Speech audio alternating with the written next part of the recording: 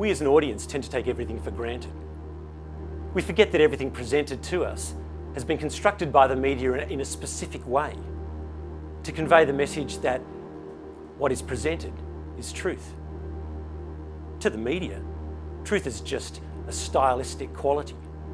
I'm afraid that what we witness every day is simply the art of deception. The next 27 minutes are an experiment. But in order for it to work, you have to pay attention.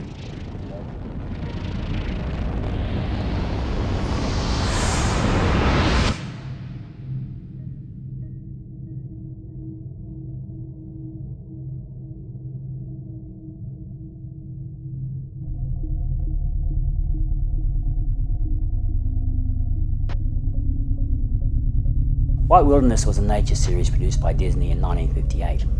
What they did as a series at the time was amazing, right up until they found out the truth about this particular episode. It's a story both true and false, as we shall see in a moment. You've heard of the old saying, like lemmings going over a cliff. Most people seem to think that when one lemming goes over a cliff, all the rest will follow. That's ludicrous. It would appear that lemmings are a lot like sheep, that one or two start to go somewhere, and the rest are determined to go too. Most people don't even know what a lemming is. They reach the final precipice. This is the last chance to turn back. But do hordes of lemmings really throw themselves off a cliff to drown in the sea? Or is this the greatest man-made myth ever?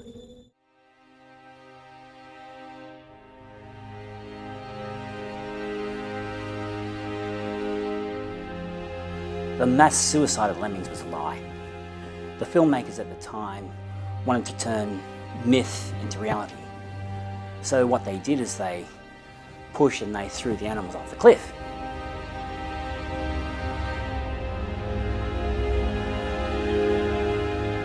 All they really wanted to be was the best entertainment company at the time. It was a pretty simple idea. Bring the legend to life, make the audience fall in love with the lemming, and then bring them to a tragic and unbelievable ending.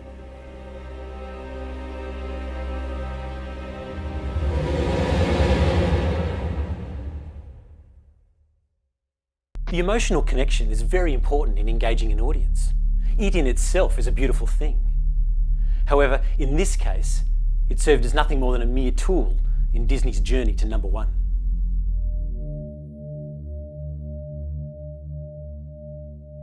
Fast forward to the future and we find that nothing has changed. If anything, things have got worse.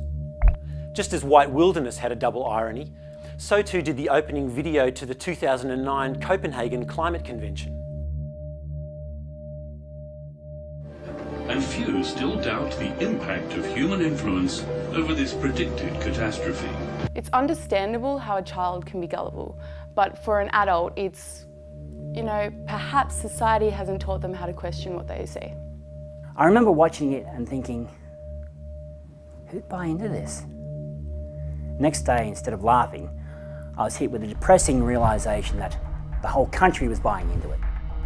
Was the message really, we will brainwash your children into action? I mean, the message is blatantly clear. We will frighten your children so much they will fear the rain. The tragedy is that children from a very early age are warned, through stories and tales, that they should not believe everything that they hear. Oh dear! A piece of blue sky just fell on my head. The wherefore and why is best left unsaid.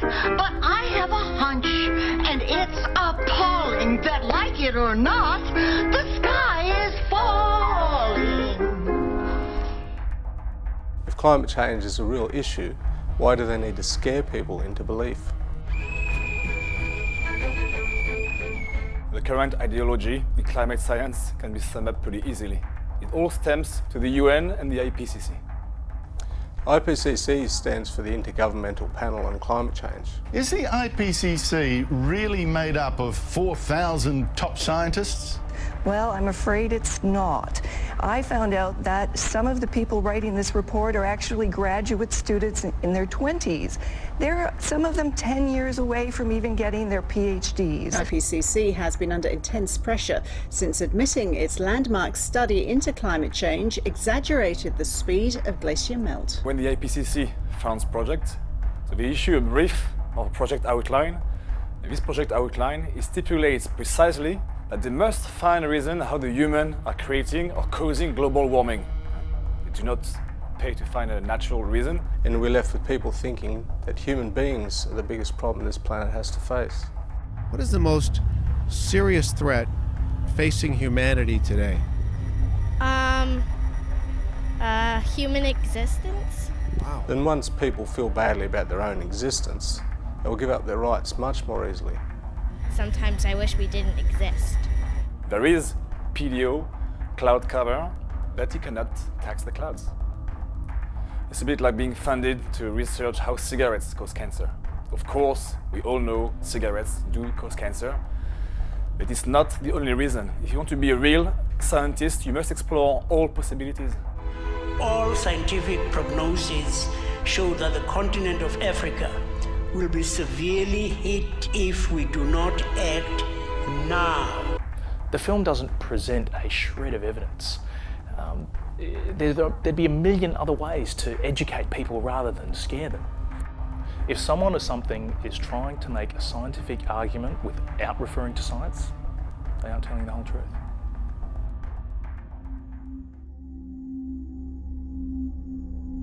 There's a film that uses fear and evidence to deceive the audience. It's a lesson in how images presented with false information can fool an audience. This film's biggest weapon was a mere PowerPoint presentation. Separating the truth from the fiction and the accurate connections from the misunderstandings is part of what you learn here.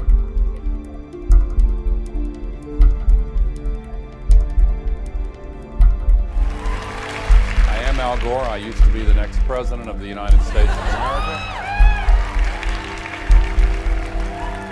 I don't find that... Notice how Al Gore chose to have a live audience in this dimly lit room. The audience guides the audience at home. Sort of like canned laughter in a sitcom when the audience at home doesn't get the joke. I don't find that particularly funny. Gore tries really hard in this film to be someone we can relate with. He's depicted as a lonely guy with a laptop trying to save the world. I've been trying to tell this story for a long time, and I feel as if I've failed to get the message across. In reality, Gore was raised in the White House by a Communist Party leader. He didn't put this in his film for obvious reasons. The truth won't sell his product.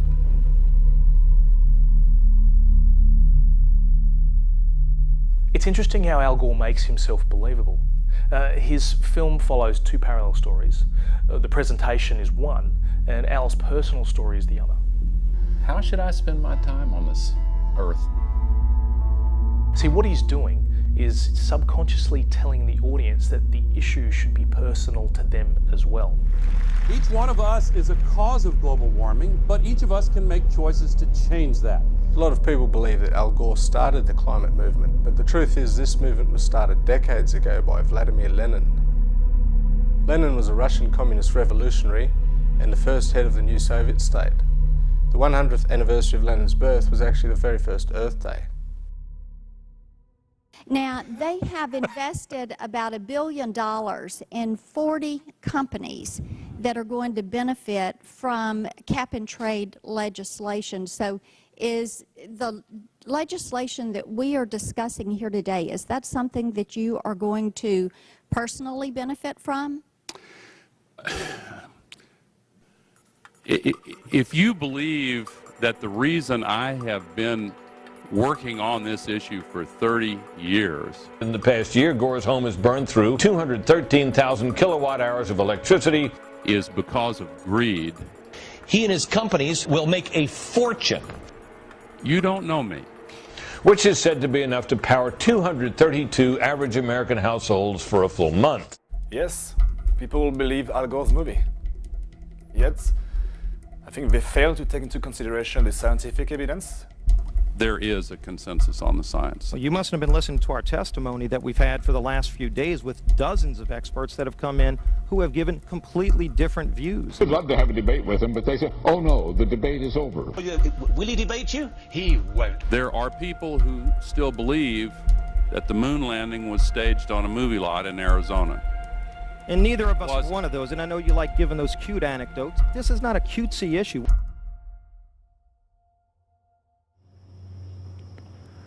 That what we take for granted might not be here for our children. What hurts me the most as a professional is that kids are not taught properly in school. When some of these children who are here are my age, here's what it's going to be in less than 50 years. They are taught that humans is the only reason for global warming, so they are groomed from the beginning.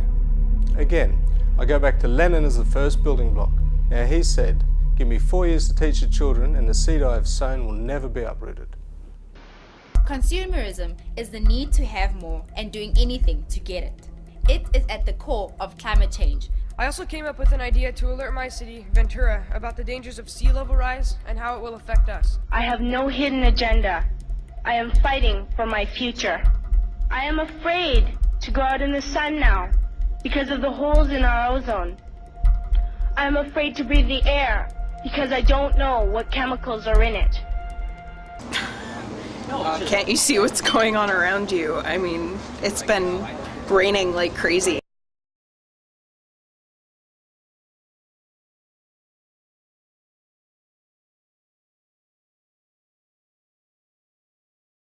This, incidentally, is the first time anybody outside of a small group of scientists has seen this image. I was surprised about all the new graph he presented. I was sitting in the audience, and I have to say, he almost had me. I mean, the graph shows no real data. It even goes back in time. But one thing that really gets me is when the media or the politicians, they claim that such a year was the highest on records. Now, as I said, they can also measure temperature. Firstly, we haven't had the technology to measure global temperature for around 2002. It was NASA who launched the Aqua satellite. And secondly, the IPCC scientists, we want to get rid of the medieval warm period. The existence of the medieval warm period had been recognized in the scientific literature for decades, but now it was a major embarrassment to those maintaining that the 20th century warming was truly anomalous. Because there was no carbon pollution during the medieval time. So they want us to believe that now is the hottest time of the recent history and that human is responsible for the global warming. The science is in, the science is clear. Our planet is warming. That warming is caused by carbon pollution, by human activity, and we need to cut carbon pollution.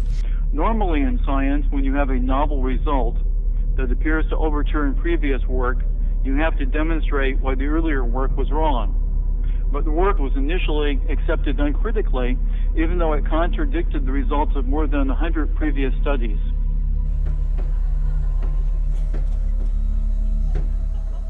You've heard of off the charts. In a book, you have an appendix and a reference with all the information you need to validate the source. But in documentary, you don't have this. So the filmmaker can go away by doing whatever they want, no question asked. In the end, truth alone is worthy of our entire devotion, and the global warming scare fundamentally is not true.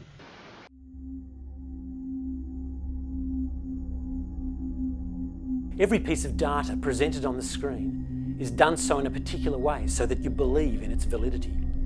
Politics aside, we must now take a close look at how religion is presented on the screen. Presenting Zeitgeist.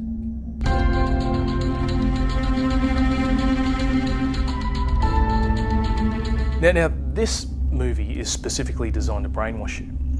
Notice how the pulsating progressive music draws you in. This is the sun. As far back as 10,000 BC, history is abundant with carvings and writings reflecting people's respect and adoration for this object. when they want you to believe or remember something, they add subliminal static flashes or shapes that flash on the screen. Controlling the whole damn world. Not only does this keep you paying attention, but it gives you the sense that someone has just changed the channel, and supposedly on this new channel, they're saying the same thing.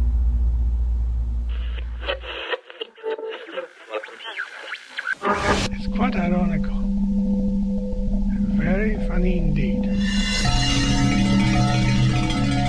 The flashing on the screen definitely affects the audience in ways they don't even realise. Most people think it's just stylistic qualities of the film, but in reality, it's subliminal messaging. But we want to be academically correct in what we understand and know to be true. Christianity just is not. In every documentary that you see, there's only ever a 2-line credential right at the bottom. I mean, who are these people? The reality is, Jesus was the solar deity of the Gnostic Christian sect. There are several types of documentaries out there.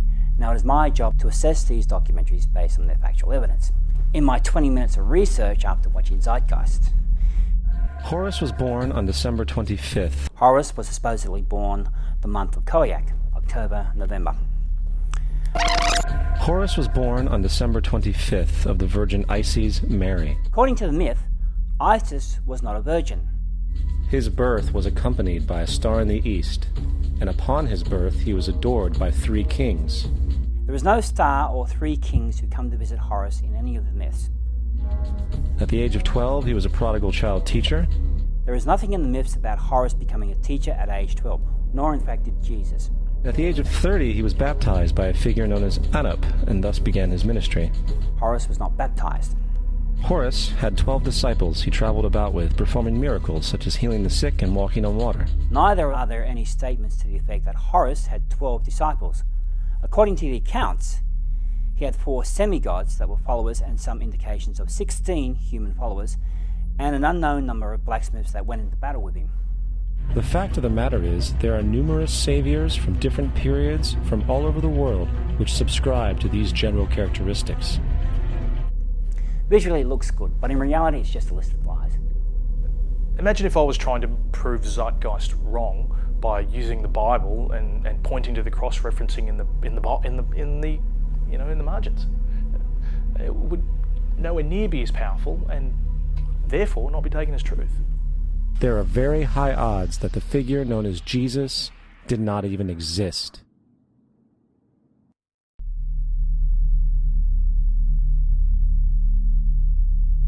So far we've examined white wilderness, An Inconvenient Truth, and Zeitgeist. And we've seen how personalising a story, using elaborate lists and documents and associations, can persuade and deceive the audience. Now it's time to find these things in the most deceptive documentary propaganda film of recent times.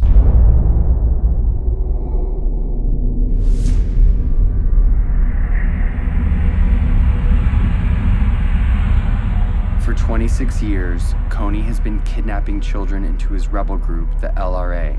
Let's be realistic here. People creating child soldiers in Africa is nothing new. We all know about it.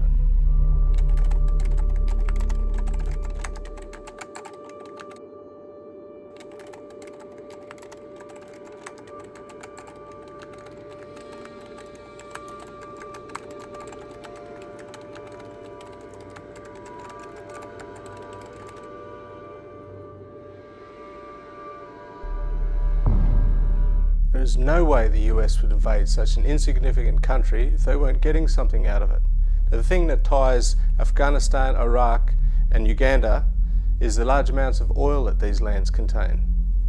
You heard about Kony 2012. That itself was months after Obama began his rather covert invasion of Africa to legitimize the AFRICOM mission to seize oil and other assets. To also recognize that, Uganda has just recently announced the striking of some very substantial oil resources. President Obama is giving a gift to the dictator of Uganda, Museveni, who's been in power for 25 to 26 years. And he's as responsible of human rights infringements and, in fact, attacks on civilians and murderous attacks on civilians as Joseph Kony. So Obama is sending these 100 US special forces billed as advisors. So remember Vietnam in 1961-62. It started with a bunch of advisors going to Vietnam, and we know what history taught us later. When Hitler wanted to become dictator of Nazi Germany, he organized for his own parliament to be burnt to the ground. The terror he created, the power he created was phenomenal. Any nation needs to create a great deal of fear or have a well-known villain to wage war on another. They create a monster and then have the public demand action. I think that's the greatest way the government can create change.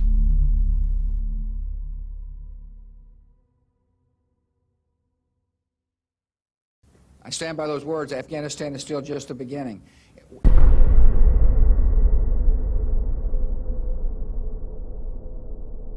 Instead of using fear as they did with the war on terror, the Kony 2012 video uses compassion. Compassion for the helpless African children who have to face the fear of Kony every single day. See, they created the Kony villain so easily because they knew their audience. Adolescent teens who want to make a difference with money to spare.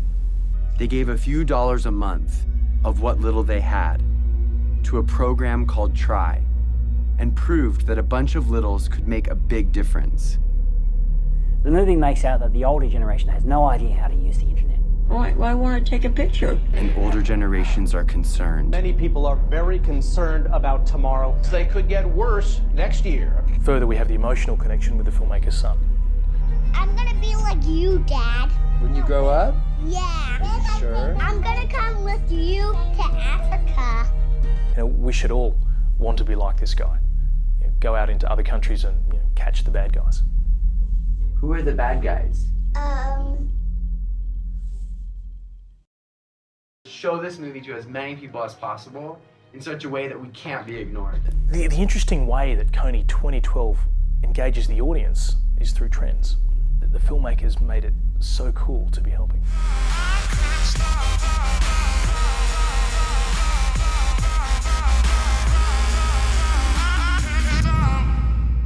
And that they constantly pounded their audience with the obligation to click share. So now technically your device is on. Can you tell? Oh, that's exciting! If the cool kids say it's cool, everyone else will follow. 750 million people share ideas, not thinking in borders. It's a global community bigger than US. It's still just a matter of people not wanting to be left out. So they press share, share, share.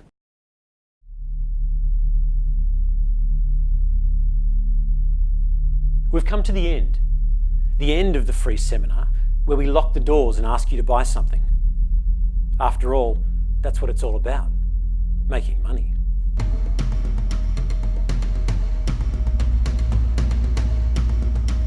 Well, it's really cheap in my opinion. It's like watching a feature-length sales pitch. The frustrating thing is that it works. If 1 in every 30 children convince their parents to buy the action pack, then Kony 2012 would have made millions. Take a program like A Current Affair or 60 Minutes. 99% of the time, they don't ask for donations. It's just that handful of times that, it's reasonable. This question comes down to this. Are we, as Americans, capable of doing great things even though they are difficult? Are we capable of rising above ourselves and above history? They ask directly for the audience to do something. It's all about control. It is, after all, a sales pitch, a call to action. Act now. It is your time to seize this issue. It is our time to rise again to secure our future. Please help the world. Please help save the world.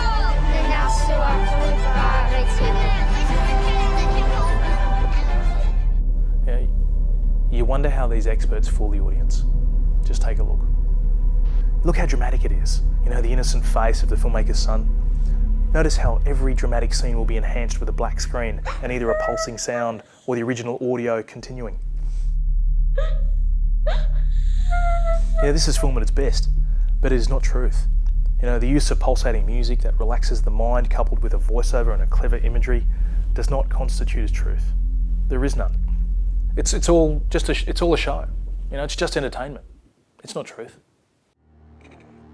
The next 27 minutes are an experiment. But in order for it to work, you have to pay attention.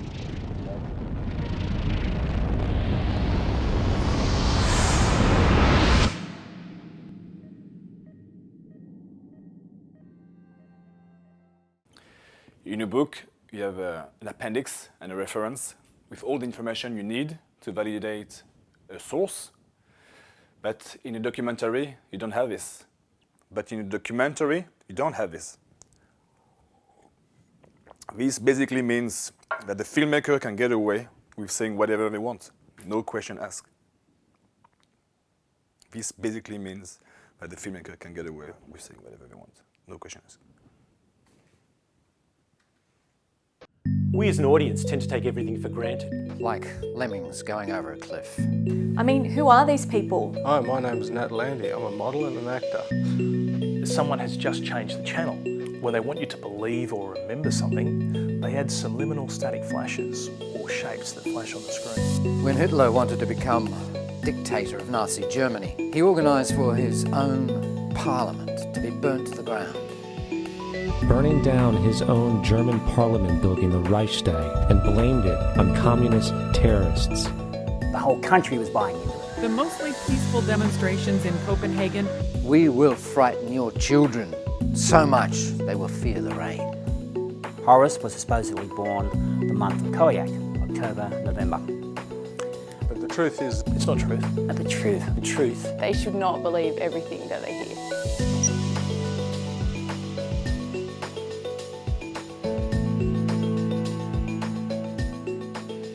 Next time you watch something, don't use your eyes, use your head. Watch with a critical mind. Watch out for the art of deception.